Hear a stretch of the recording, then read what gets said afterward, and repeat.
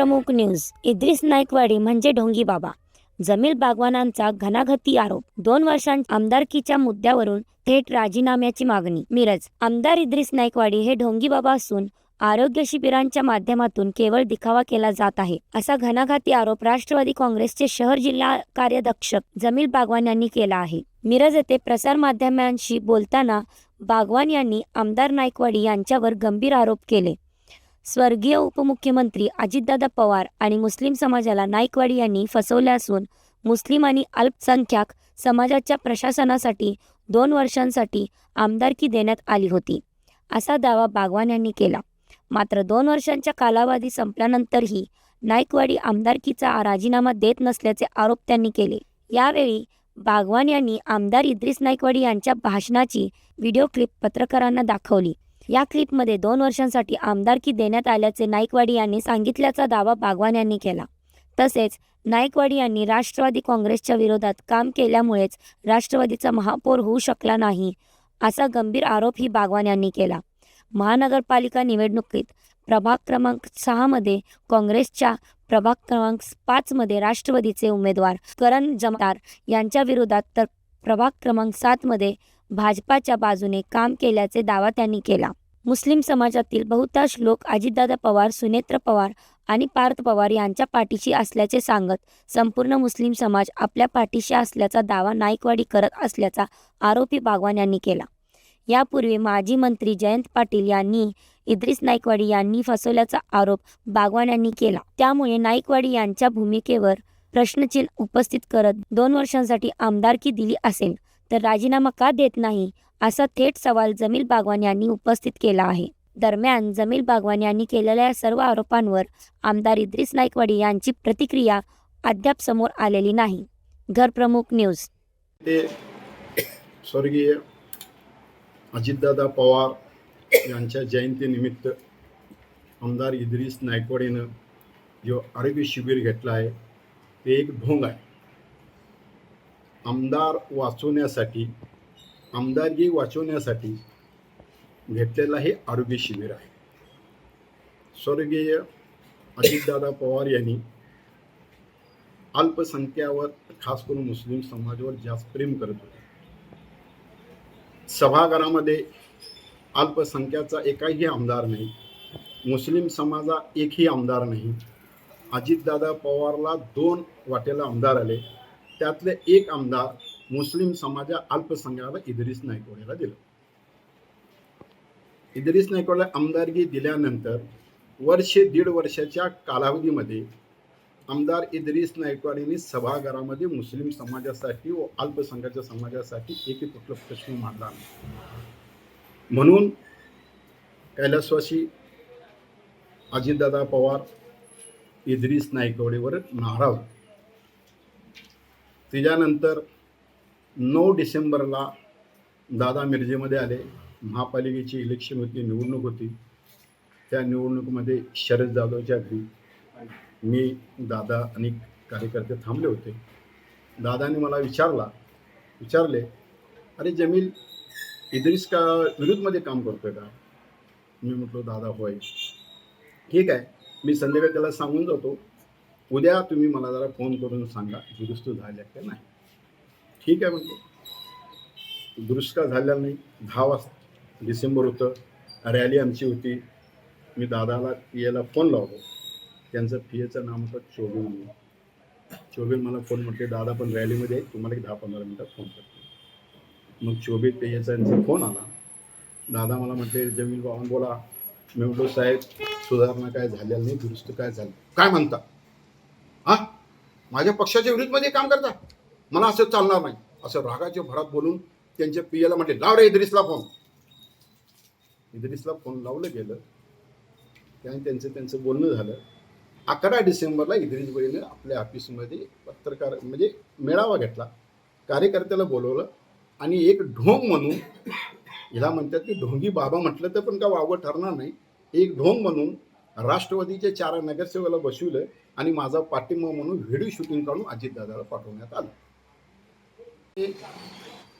काँग्रेसचं काम केलं.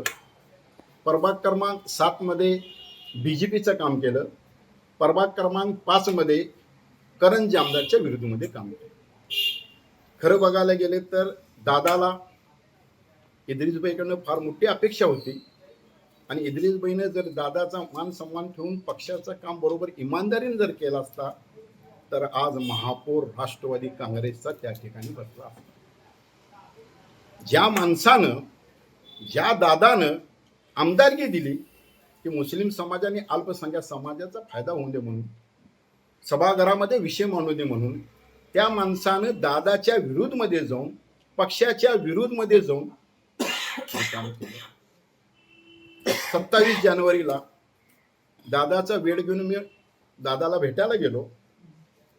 27 जानेवारी मी आणि तुमच्यातच एक पत्रकार माझे मित्र बंधू होते, जाऊन भेटलो. 27 जानेवारीला सकाळी 11 वाजता मला मंत्रालयात दादाची माझी गाठ झाली.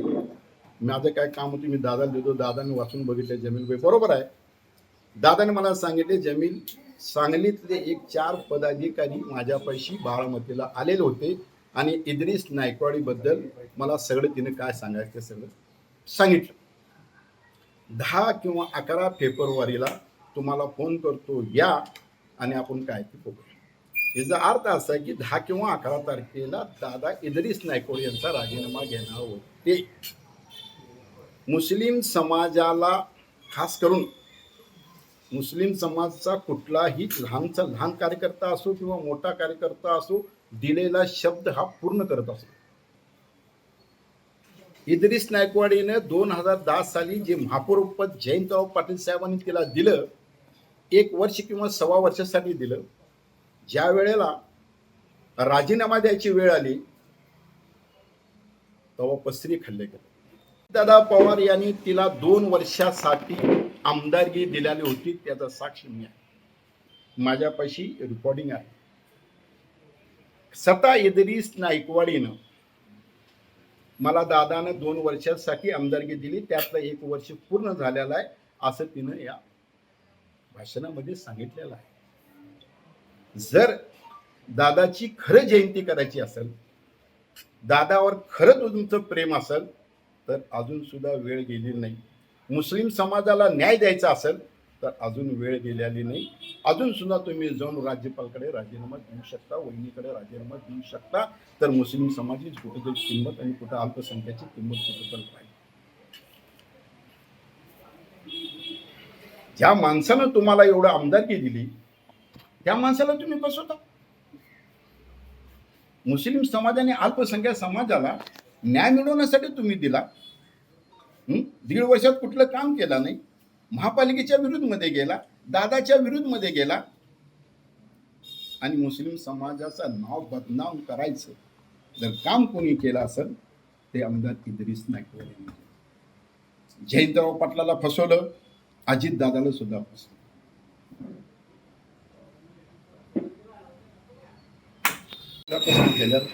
पण दुःखात होतं. पूर्ण महाराष्ट्र असून ते पूर्ण देश म्हटलं तर वावट टाकणार आणि खास करून मुस्लिम समाजावर प्रेम करणारा, अल्पसंख्यावर प्रेम करणारा दादा आज आमचं ते निघून गेला. आम्ही दुःखात होतो आणि सगळ्यात जर खुशी जर कुणाला झाली असेल त्या दिवशी 28 तारखेला तो आमदार इद्रिस नायकवाडी आणि का की माझा राजीनामा होणार नाही. आज सुद्धा आम्हाला असं वाटतं की दादा आमच्यातच आहे. कधीही मी एक छोटासा कार्यकर्ता आहे, जर दादाला फोन लावला की दादा जमील, हा बोला जी, जमील जी म्हणून मला शब्द सुद्धा कधी बोललेला नाही. 27 जानेवारीला मी दादापाशी बसलो, माझा फोटो आहे तुम्हाला दाखवतो. मी शरद सातपुते माझ्यावर होता. माझ्यावर काय भेटलं ते मला माहित. 3 दिवस 4 दिवस मी घराच्या बाहेर निघालो. प्रसादच्या माध्यमातून वहिनीला आणि पात्र सांगू इच्छितो की मुस्लिम समाज तुमच्या पाठीशी आहे, अल्पसंख्याक समाज तुमच्या पाठीशी आहे. पुढची भूमिका काय असणार? पुढची